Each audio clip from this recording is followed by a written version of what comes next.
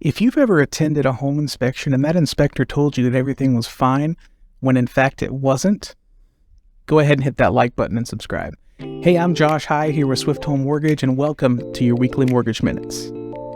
This week I want to talk about condos. We're seeing a lot of condos come through lately, and I just want to make sure that you remember there's a big difference between warrantable and non-warrantable condos. Condos can be a tricky process. You don't quite have all the information that you need as a buyer at the time of contract, and sometimes you don't even have it in that first week when you're doing inspections and your due diligence on the property.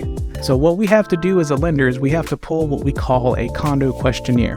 Now what that is it's basically a industry standard form. We go to the HOA management company or the HOA themselves, whoever's managing it, ask them a whole bunch of questions about reserves, lawsuits, deferred maintenance, anything coming up that might be a big problem, like rebuilding a seawall, installing new sewers.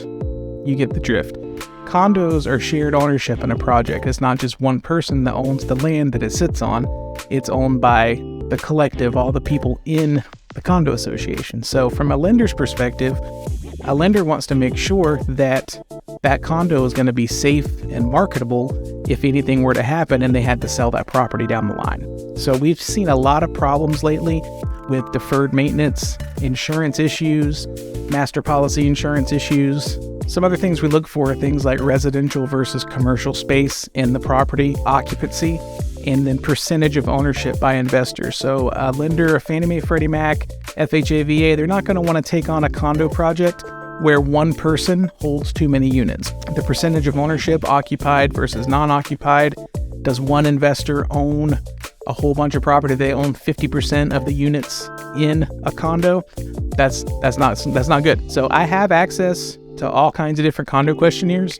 I think the best practice for a real estate agent is to look at your past sales in that project and see who did the loans on those homes. Were they conventional? Is it cash only? A lot of times you might find a project with 15 homes that sold in the last year, but if they're all listed cash, there's a very good chance that that condo is not going to pass the condo questionnaire. We might have to do it as what we call a non-warrantable condo. Now, what a non-warrantable condo is, it's like a portfolio loan. So it's not going to go Fannie, Freddie, not going to go FHA, VA. It's going to be a different set of rules, a non-QM, non-conforming, different rates, different programs, different down payments. Absolutely, totally doable if the project meets certain requirements, but it's not going to be that speedy, quick, regular, everyday, conventional loan that you're used to. So keep that in mind as you walk through this condo process. If you need help with this, that's what we're here for. We have resources to see which condo projects are already approved and which ones you're gonna have to jump through hoops on. So we can help you a little bit up front.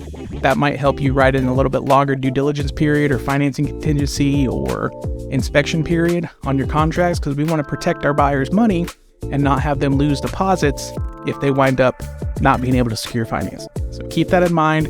Careful with condos. They've gotten super popular. They're popping up all over the place. Next thing to note, some of you already know this.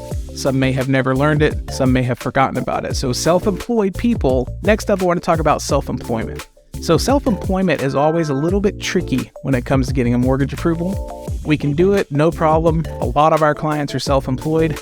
What happens is it makes the pre-approval process a little bit more drawn out, a little bit more in-depth. So in order to qualify as a self-employed individual or a business owner for a mortgage, we need to be able to document and prove income over a 24-month period. That means they have had to file taxes 2 times. So this year right now, we're going to need to see 2021 and possibly 2022 taxes. Now we might be able to get away with 2020 and 2021 if they haven't filed 22 yet.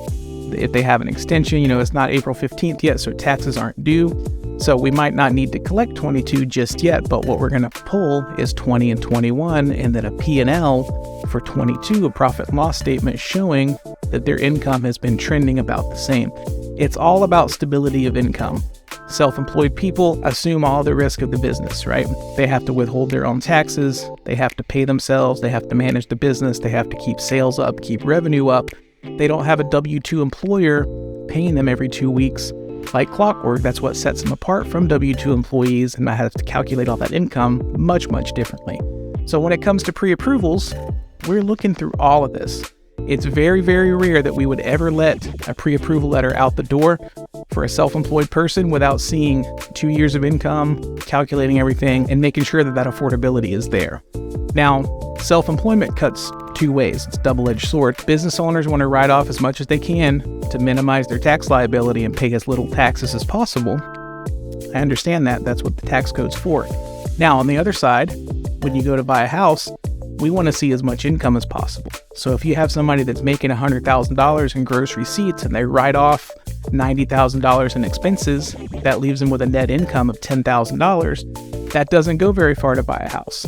So we're going to coach our clients. We're going to talk to them about what they need to produce, what they need to see, and then we'll take it from there. So it takes us a little bit of time to get these pre-approvals done.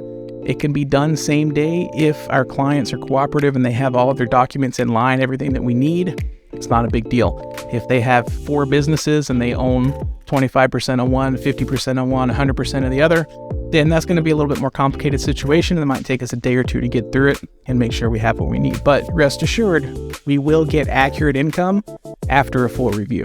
Okay, so be careful. Self-employment can come up and bite you. It can be a minefield if you don't know what you're looking at. And finally, last thing I want to talk about, remember March 22nd, Video Marketing 101 for Realtors, Three Bulls Brewery, Valrico, 12 p.m. It's after the pitch group. Hope to see you there. Got an RSVP link in this description below. Click it, give us a head count, and we hope to see you. Thanks again for tuning in. Weekly Mortgage Minutes. I'll talk to you soon. Bye-bye.